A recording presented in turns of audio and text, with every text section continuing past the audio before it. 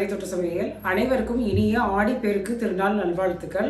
இந்த ஆடிப்பெருக்குக்கு ஒவ்வொருத்தரும் ஒவ்வொரு விதமான பிரசாதம் அம்மனுக்கு செஞ்சு கொடுப்பாங்க. செவ்வாய் வெள்ளிக்கிழமை வந்து நம்ம லட்சுமிக்கு மகாலட்சுமிக்கு ஏதாவது பிரசாதம் பண்ணுவோம். அந்த மாதிரி நம்ம அம்பாளுக்கு செய்யும்போது சில பேர் வந்து நெய்வேத்தியமாக மாவிளக்கு ஏதாவது வேண்டுதல் வச்சுருப்பாங்க, மாவிளக்கு செய்யலாம் அப்படின்னு சொல்லிட்டு. நான் இப்போ அன்னைக்கு மாவிளக்கு தான் எப்படி செய்யறதுன்னு சொல்லி நம்ம பார்க்க போகிறோம். ரொம்ப ஈஸியாக மிக்சியில் நம்ம மிக்சி ஜாரில் எப்படி நம்ம வந்து அரைச்சி செய்யலாம் அப்படிங்கிறத பார்க்குறதுக்கு வாங்க வீடியோக்குள்ளே போகலாம். இந்த கப்பு 200 கிராம் கப்பு. இந்த கப்புக்கு 1 கப் அளவு பச்சரிசியை எடுத்து நல்லா 2-3 தடவை வாஷ் பண்ணிவிட்டு அதுக்கப்புறமா இதை ஊற வச்சு வச்சுருக்கேன். ஒரு மணி நேரத்துக்கு நம்ம ஊற வச்சு வச்சுக்கிடணும். பச்சரிசியை நான் இப்போ 1 மணி நேரம் ஊற வச்சு வச்சுருந்தேன். இப்போ அந்த தண்ணியெல்லாம் நல்லா ஃபில்டர் பண்ணி எடுத்துட்டு இந்த மாதிரி ஒரு தாம்பூலத்தில் ஒரு ஒயிட் காட்டன் கிளாத்தை போட்டு அதுக்கப்புறமா பச்சரிசி இந்த மாதிரி போட்டு நல்லா ஸ்ப்ரெட் பண்ணி விட்டுக்கோங்க. ஈரம்லாம் இல்லாமல் அதை கொஞ்சம் காய வைக்கணும். ஃபேன் காற்றுல போட்டு, அதாவது நல்லா ட்ரையாக காயக்கூடாது. அரிசியை எடுத்து நம்ம இப்படி எடுத்து பார்த்தோம்னா, இப்படி எடுத்து போட்டோம்னா கையில் இந்த மாதிரி ஒட்டணும். இந்த மாதிரி இருந்ததுன்னா கரெக்டான பக்குவம்னு அர்த்தம். இப்போ நம்ம மிக்சி ஜாரில் மாற்றி நல்லா நைஸாக பவுடர் பண்ணி எடுத்துகிட்டு வந்துடலாம். இப்போ பச்சரிசி மாவை இந்த மாதிரி நைஸாக பவுடர் பண்ணி எடுத்துகிட்டு வந்திருக்கேன். நான் சலிக்கலாம் இல்லை, ஜலிக்காமல் செஞ்சால் தான் நல்லாயிருக்கும். கொஞ்சம் பரபரன்னு இருக்கிற மாதிரி இருக்கணும். அந்த மாதிரி இருந்தால் ரொம்ப நல்லாயிருக்கும் மாவிளக்கும். அதுக்கப்புறமா இதில் ஒரு 4 ஏலக்காய் சேர்த்துக்கலாம். இது கூடவே நான் வெல்லம் எடுத்து வச்சுருக்கிறேன். இது நல்லா பவுடராக உள்ள வெல்லம், நல்லா சுத்தமான வெல்லமும் கூட. இப்போது 3/4 கப்பு வெல்லம் சேர்த்துருக்கிறேன். இதை ஒரு பல்ஸ் விட்டு 2-3 தடவை பல்ஸ் விட்டு அப்படியே நம்ம அரைச்சி எடுத்துகிட்டு வந்துடலாம். ரொம்ப நைஸாக அரைச்சிடாதீங்க, ஏன்னா உங்களுக்கு வெல்லத்துலேருந்து நீர் விடும். அதனால் 2-3 தடவை பல்ஸில் விட்டு அடித்து எடுத்துகிட்டு வந்துடலாம். இப்போ மிக்சி ஜாரில் பவுட்ரு பண்ணி எடுத்துகிட்டு வந்துட்டேன். வெல்லத்தையும் சேர்த்து பல்ஸில் விட்டு அடித்து எடுத்துகிட்டு வந்துட்டேன். இப்போ நம்ம அப்படியே இந்த தாம்பளத்தில் மாற்றி எடுத்துடலாம். ஏன்னா ஒரு 10 நிமிஷத்துக்கு நம்ம நல்லா பிசைஞ்சு எடுக்கணும். நிறைய பேருக்கு மாவிளக்கு செய்கிறதுக்கு தெரிஞ்சிருக்கும். நான் இப்போ புதுசாக ஸ்டார்டிங்கில் பண்ணுறவங்களுக்கு இந்த மாதிரி நம்ம மிக்சியில் செய்கிறதா இருந்தால் ஈஸியாக இருக்கும். சில பேர் அப்படியே நம்ம வெல்லத்தை காய்ச்சி அதை ஊற்றி பிடிப்பாங்க. அந்த மாதிரி செய்கிறதுக்கெல்லாம் ஸ்டார்டிங்கில் செய்கிறவங்களுக்கு கொஞ்சம் கஷ்டமாக இருக்கும். இந்த மாதிரினா கொஞ்சம் ஈஸியாக இருக்கும். ஒரு 10 நிமிஷம் நம்ம அழுத்தி நல்லா பிசைஞ்சு எடுத்துட்டோம்னா எல்லாம் நல்லா ஒன்றா மிக்ஸ்ட் ஆகி வந்துடும். இப்போ இது எல்லாத்தையும் சேர்த்து நல்லா முதல்ல ஒன்று சேர்ந்து வர்றதுக்கு நல்லா பிசைஞ்சு எடுத்துக்கலாம்.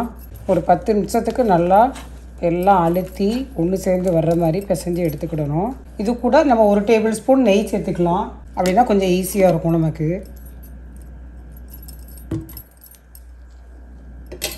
இருக்கிறதுலே மாவிளக்கு செய்கிறதான் ரொம்ப ஈஸி. நிறைய பேருக்கு தெரிஞ்சிருக்கும். அது இந்த மாதிரி ஆடி மாதத்தில் ஒவ்வொருத்தருக்கும் ஒவ்வொரு வேண்டுதல் இருக்கும். அந்த டைமில் சில பேர் மாவிளக்கு செய்யணும்னு சொல்லி இந்த மாதிரி பண்ணணும்னு நினைப்பாங்க. அவங்களுக்கு இது ஈஸியாக பண்ணிடலாம். வீட்டில் வந்து விளக்கேற்றுறதுக்கு மாவிளக்கு போடணும் அப்படின்னு சொல்லி வேண்டி கூட செய்வாங்க. அப்போ நம்ம இதை பிரசாதமாக வீட்டில் செய்யலாம். இது கோயிலுக்கு போய் நம்ம பண்ணுறதா இருந்தால் நம்ம மாவை மட்டும் நல்லா நைஸாக பவுடர் பண்ணி எடுத்துகிட்டு வெல்லத்தை தட்டி எடுத்துகிட்டு போய் கோயிலில் போய் நல்லா மாவை பிசைஞ்சு அந்த மாதிரி சாமி முன்னாடி நம்ம மாவிளக்கு போடலாம். இந்த மாதிரி மாவை நல்லா அழுத்தி பிசைஞ்சிக்கோங்க. ஒரு 10 நிமிஷத்துக்கு நல்லா அழுத்தம் கொடுத்து பிசைஞ்சோம்னா எல்லாம் ஒன்று சேர்ந்து வந்துடும். மாவு வெல்லத்துலேருந்து கொஞ்சம் இலக்கம் கொடுக்கும். இப்போ பார்த்தீங்களா மாவு அப்படியே அழகாக நல்லா அழுத்தி எடுத்துக்கலாம். அழுத்தி மாவை ஒன்று சேர்த்து இந்த மாதிரி பிசைஞ்சு எடுத்துக்கிட்டோம்னா அப்புறமா நம்ம எந்த ஷேப்பில் நமக்கு வேணுமோ அந்த ஷேப்பில் நம்ம சாமிக்கு பிரசாதமாக மாவிளக்கை வச்சு நம்ம விளக்கு போடலாம். இப்போ இந்த மாவை ரெண்டு இதாக பிரித்து எடுத்துக்கலாம். ஏன்னா 2 விளக்காக நான் போட போகிறேன். அதனால் ரெண்டு உருண்டையாக பிரித்து எடுத்துக்கலாம். இதை எடுத்துகிட்டு நல்லா இப்படி உருட்டி எடுத்துக்கலாம். நல்லா இப்படி உருட்டிட்டு நடுவில் இந்த மாதிரி பெருவிரலை வச்சு நம்ம நெய் ஊற்றி தீபம் போட்டு விளக்கேற்ற போகிறோம். அதனால் இந்த மாதிரி கொஞ்சம் குழியாக இந்த மாதிரி பெருவிரலை வச்சு இந்த மாதிரி ஒரு ஓட்டை போட்டுக்கலாம். அதுக்கப்புறம் இதில் எண்ணெயை ஊற்றிட்டு நெய் ஊற்றி அதுக்கப்புறமா தீபம் ஏற்றி எப்படி இருக்குன்னு உங்களுக்கு காட்டுது. அதே மாதிரி சைடில் 3 பக்கமும் குங்குமம் வச்சுக்கலாம். இப்போது 2 விளக்காக நான் ரெடி பண்ணிட்டேன்.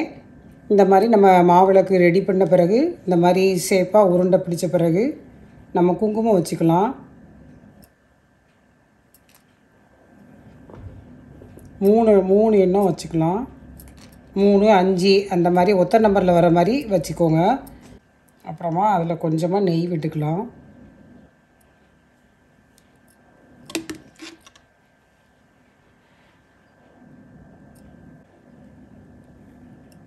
அப்படியே திரியும்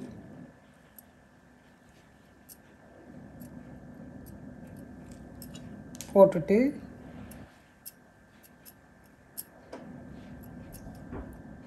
நெய்யை தொட்டு லைட்டாக அந்த நம்ம தீபம் ஏற்றுற இடத்துல இந்த மாதிரி லைட்டாக இது பண்ணி விட்டுக்கோங்க. அப்படின்னா தான் நம்ம தீபம் ஏற்றும்போது எரியும். இப்போ தீபமும் ஏற்றிடலாம்.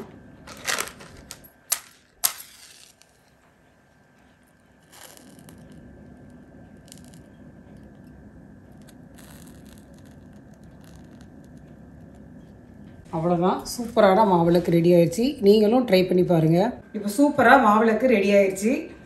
நீங்களும் உங்கள் வீட்டில் ட்ரை பண்ணி பாருங்கள். ரொம்ப ஈஸியான மெத்தடில் தான் நான் சொல்லி கொடுத்துருக்குறேன்.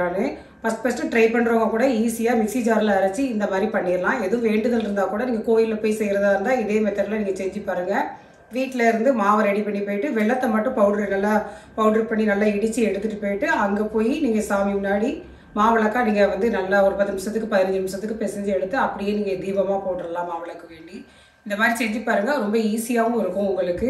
இந்த வீடியோ பிடிச்சிருந்தா மறக்காமல் சேனலுக்கு சப்ஸ்கிரைப் பண்ணுங்கள். நன்றி. உங்கள் இல்லங்களில் சமையல் மனம் வளரட்டும். அதோட மறக்காமல் கமெண்ட்ஸில் எனக்கு தெரியப்படுத்துங்க செஞ்சு பார்த்துட்டு எப்படி இருந்துச்சுன்னு சொல்லிட்டு.